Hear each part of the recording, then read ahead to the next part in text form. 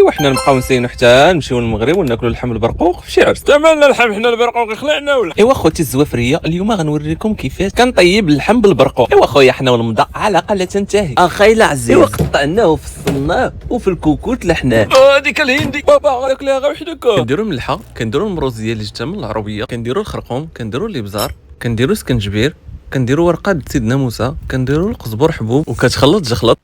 كنقردوا الثومه، ملي كنقردوا الثومه سيدي كنديروا شويه الكوليسترول وكنخلطوا داكشي كامل وكنوضعوه على اللحم. يوم اللي كديريه في الكوكوت كتخليه واحد 10 دقائق ولا 15 دقيقه حتى غيشرب داك اللحم، وكتقرضي عليه واحد شويه البصله وكتخليه شويه يشرب وكديري ليه العافيه هكاك على الهندي الاخر. وتتغسل واحد البيضات ومن بعد كتزيد عليهم واحد شويه ديال السكر وكتخليهم واحد شويكه وكتسوي الكوليسترول عاوتاني راك اخويا التشطيط عاوتاني. هذا اش كيدير تما؟ حنا ما عندناش اللي كيبقى جالس في الدار، كلشي يخدم والو ما يضيع. غاسمحوا لي شهيتكم، كلشي جا على غفله. حتى الاسبوع ومرحبا بكم اخوتي. ولا لا تنديروا بري اسمع شويه هاد الزلجلان وتنحطوهم هكا على الطريقه المغربيه كما كتشوفوا داكشي ديال العباسات. ها نتوما كما كتشوفوا اللحم راه فتي زبده. ومنين نبدا شهيتك ياك هاك بسم الله. واش نقول لكم اخوتي المواطنين، واحد المذاق وواحد الريحه طالعه منه ما شهيتكم فيه. ونوض من العكز راه ساهل ماهل، عندك يسحب لك شي حاجه راه ما غاديش يتقام عليك غالي. والحياه ايوا ديروا فاني عاوتاني. واو وانت يا كي كنبان لك كاين ولا ما كاينش؟ انت شوف البرقوق كي داير.